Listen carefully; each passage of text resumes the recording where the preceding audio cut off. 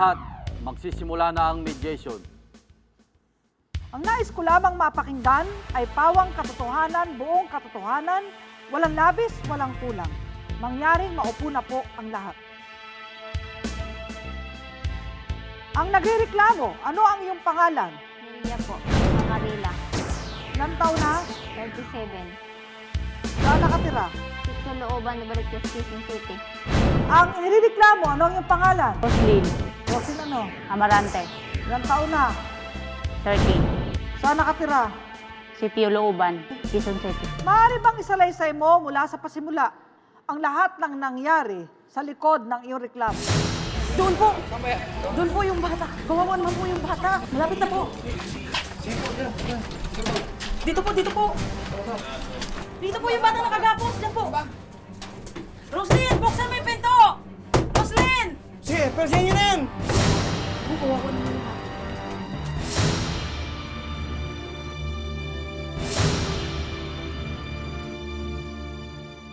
Ito naman yung bagong kwarto nyo.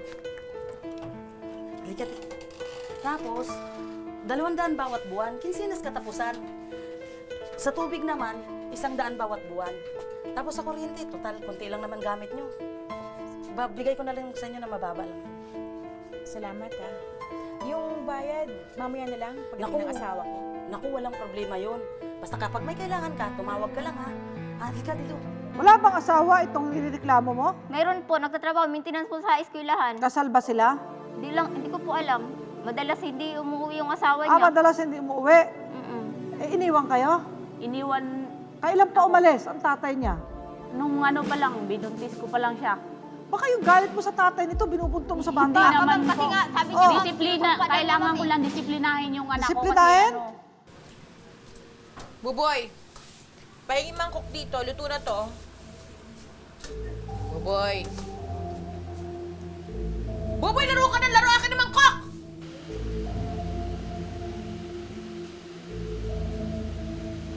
Buboy! Ako na, ako na, ako na!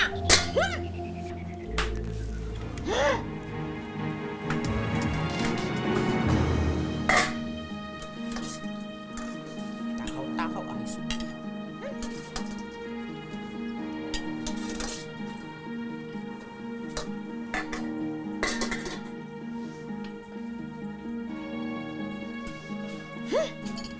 O, yan! Kain! O, ngayon tuwang-tuwa ka kasi luto na. Kanina ayaw mo kumuha ng mangkok. Nako, pahingi nga. Baka mamaya ubusan mo pa ako. Ano ba? Ayan ang tapon tuloy! Ikaw talaga! Ha? Ang liit-liit mo pa pala, sumas ka na! Bastos! Pumunta ka sa akin, ha? Ha? Talagang inis na ako sa yung bata ka, ha? Akala mo, ha? Akala mo, ha? Punta ka sa akin! Ikaw, ha? Ha? Halika nga dito! Halika dito! Halika dito! Ha? Talagang bata ka doon na! Ha? Ikaw, ha? Ha? Ha? Ha? Sabi ko sa'yo! Ano? Iyak ka bang iyak? Iyak! Iyak dyan! Ha? Iyak! Iyak! Ha? Halika dito! Halika dito! Dali! Dali! Halika dito! Halika! Halika! Dito ka! Dito ka! Dyan! Dyan! Dyan! Dyan!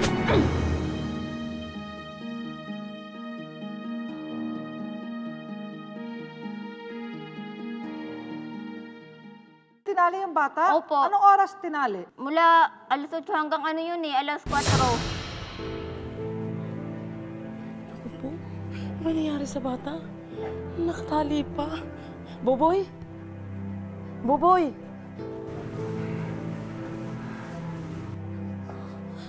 Talagang walang kwentang ina to. Sinasaktan niya, tinali niya pa. Boboy! Kitang-kita ba ng dalawang mata mo na nakagapos yung bata? Opo, ma'am. At ang gumapos sa itong nirereklamo mo? Kita mo? Opo. Oh, ma. Alas-tas pasado na. Hindi mo mamalagyan ng hapunan? Naku, iniisip ko yung bata doon sa kwarto na pinaupahan natin. Hanggang ngayon, nakatali pa rin. Eh, mukhang tahimik naman ah. Kailan pa ba nakatalo yung bata?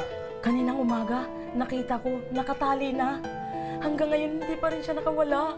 Ang higpit ng tali niya. Kakaawa na nga yung bata eh. Ayun yung nanay oh. Sitting pretty. Sabihan mo nga. Ginawa ko na yun. Ayaw niyang makinig sa akin. Hindi po pwede to. Baka kung anong mangyari sa bata. Diyan ka lang ha, huwag kang lalabas. Oh, saan ka pupunta? Tatawag ako ng barangay. Ha?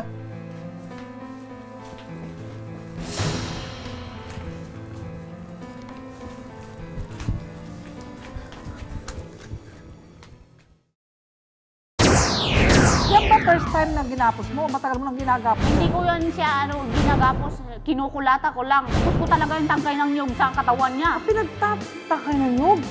Eh di puro lata yun. Hanggang Laki talaga, likod. ma'am. Naku, mahabaging langit.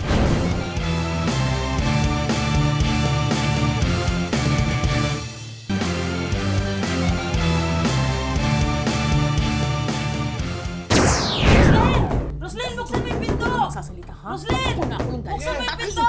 Basta niyo na yan. Ako, kawawa naman yung bata. Yan ba yung bata na kagapos? Nakagapos, kita mong bagong ligo, pinihisan kong anak ko, gwapo-gwapo, manang-mana sa mami. Ay, love na love ng mami. Okay ka lang, boy? Okay ka lang? Okay siya, no? Kasi po, may report po sa amin na pinalo mo raw at ginapos mo yung anak mo. Ano ako? Mamamalo? Gagapusin ko to? Eh, mahal na mahal ko tong batang to. Ano ko to, no? Manang-mana sa mami to eh, pogi.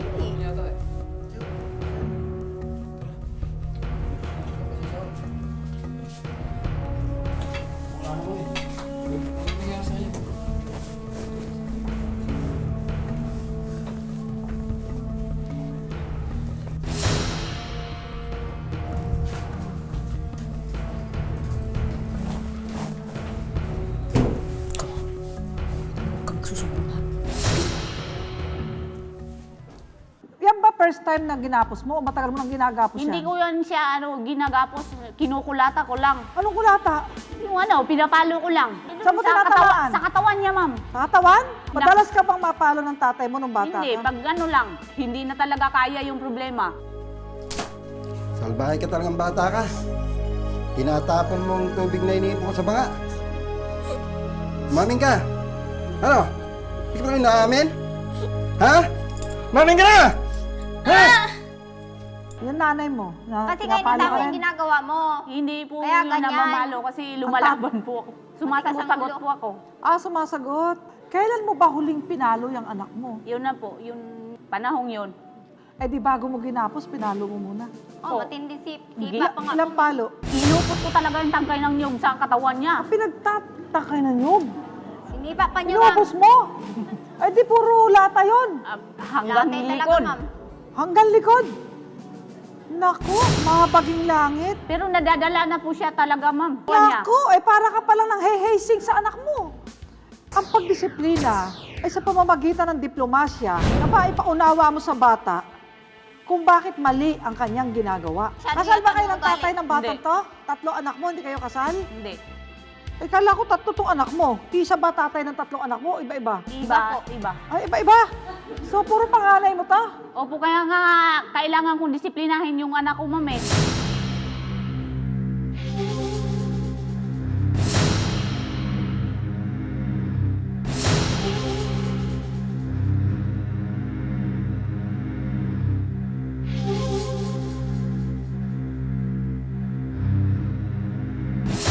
Ma, nakita mo ba yung bago mo pa sa atin dyan? Ang bigat na kami sa mga bata. Oo nga, pansin ko nga, una pa lang, mabigat na talagang kamay niya sa mga anak niya. Sabi nung kapitbahay, iba-iba daw tatay. Kaya siguro ganyan siya magdisiplina sa mga anak niya. Tingnan mo yung bata, kawawang kawawat eh. Teka lang ha, may kukunin lang ako.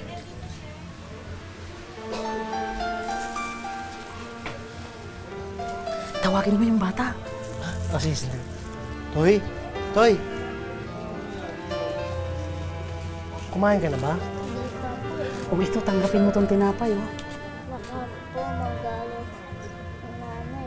Oh, ba't naman magalit yung nanay mo? Naku, akong bahala sa nanay mo. Sige na, kumain Sige ka na. na. Oo, sige. Maupo ka dyan. Sige na. Ayan. Ah. Sige, kain ka, sige. Sige, kainin, kumain ka mabuti, ha? Yan, di ba? Masarap.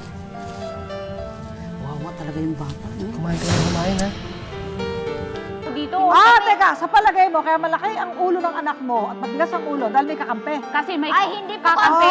kinakampi. At saka Teka, naririnig teka. niya na sa akin na lang yung anak mo. Uy, sino ulo ka ng mag-ampo anak ng mo? anak ko?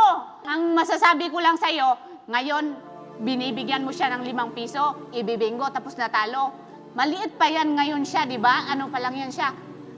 8 years old pa yata yung anak mo. Sa sunod niyan, ikaw na ibibinta niyan. Ako, hindi Teka. Tanungin kita, kung patuloy bang matigas ulo ng mga anak mo, payag ka na ipadala na lang natin sa DSWD? Hindi po, Mari. Kaya nga Bakit? didisiplina ko yung anak ko kay para Palagay mo, umabot nagtagumpay naman. ka? Nagtagumpay po ako, ma'am. May mga lata yung bata. Merong, kumbaga, ay sakit ng loob na nandun sa bata. Pagkatapos mo bang mamalo sa anak mo at kapusin mo, hindi ba sumakit ang loob mo? Nasasaktan ako pero tinitiis ko lang. Kita mo? Kalukuhan ko. Okay lang sa'yo yun. Hindi naman niya matatanggap yung mga ganyang palo sa kanya kung hindi siya ganun ka. Kung ngayon nga, kaya gapusin ka ng pulis. Kung paano dinisiplina si Rosen ng kanyang mga magulang, ganun din daw niya dinisiplina ang kanyang anak. Kaya naniniwala siya na kapag hinampas niya ang bata, ito raw ay magtatanda. May mga bata na na-ospital namatay parang na-hazing. Pwede kang i-citizen's arrest nitong mga kapitbahay mo. Samantalang ginagapos mo ang iyong anak. Anong gusto mo? Asunto o reglo?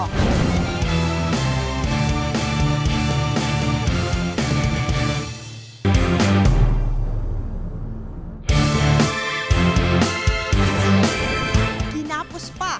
Yan raw ang nasaksihan ni Nelia na ginawa ni Rosen sa sarili niyang anak. Pero nang subukan niyang salbahin ang bata, siya pa raw ang lumabas. Napakelamera.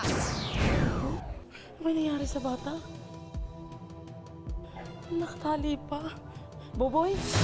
Isang nagmamalasakit na landlady na si Nelia ang nagrereklamo laban sa nangungupang si Roselyn.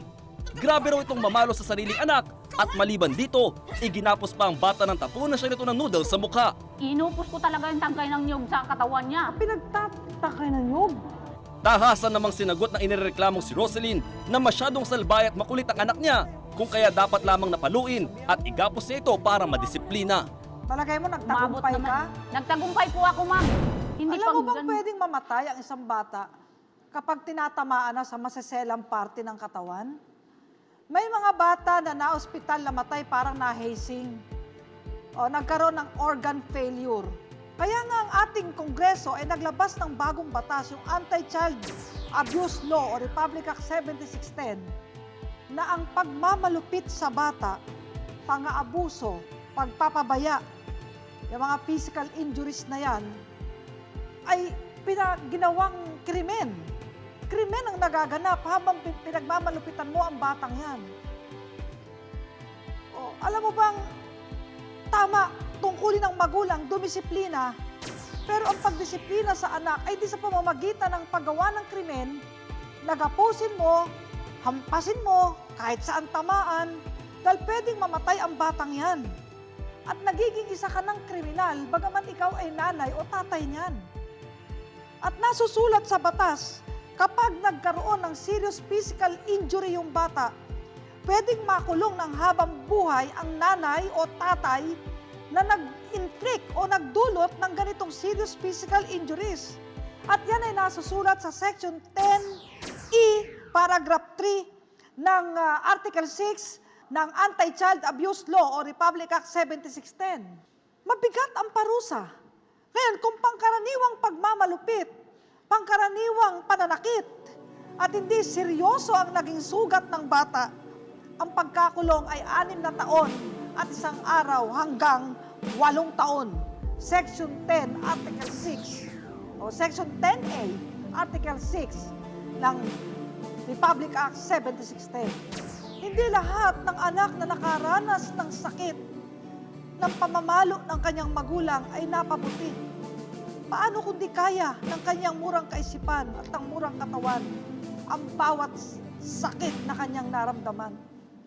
At pwede kang i-citizen's arrest nitong mga kapitbahay mo, samantalang ginagapos mo ang iyong anak.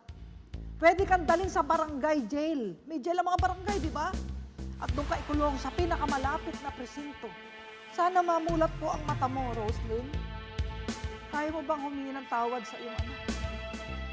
Sa panggagapos mo sa kanya? Gagawin ko kung yun ang dapat. Anong gusto mo? Asunto o areglo? Asunto. Asunto? Eh, paano to? Gusto ni Aling Nelia, asunto. Kausapin mo si Aling Nelia. Sige, kausapin mo ng mahinahon. Hindi ko na ulitin yun kasi mali siguro ko. Hindi siguro, talagang mali. O, anong gagawin natin, Aling Nelia, under observation? Kapag nanakit pa siya ng anak, tuloy ang asunto. Tuloy po. O, sige. Asunto o areglo? Yun ang gusto niya, Rillo. Pero may kondisyon. Ano ang mga kondisyon mo, Aling Nelia? Hindi niya po ulitin yung pananakit sa bata, pananali, pagtadyak. Yun po ang gusto ko. O, ikaw, ano masasabi mo, Roslyn? Hindi na po ako mananakit kasi mali po yung ginagawa ko. O, sige, tawagin na natin si Atty. Soriano para sa inyong kompromiso. Kasunduan, si Roslyn Amarante ay nangangako na hindi na niya sasaktang muli ang kanyang anak at hindi na rin niya gagapusin at tatalian ang kanyang anak. Ikalawa, kapag umulit pa si Roslyn sa kanyang pagkakamali at sa kanyang pananakit at panggagapos sa kanyang anak, ay sasampahan siya ng kaso sang-ayon sa Republic Act 7610 at may kaparusahan ito na hindi bababa sa 8 taon hanggang habang buhay na pagkabilanggo. At ang mga bata naman ay kung patuloy niyang sasaktan ay iintrega ng Public Attorney's Office at ng barangay sa pangalaga ng DSWD or Department of Social Welfare and Development. Kaya lagi nating tatandaan, pagdating sa batas, lahat patas. Ito ang inyong public attorney. Tapos na po ang ating mediation.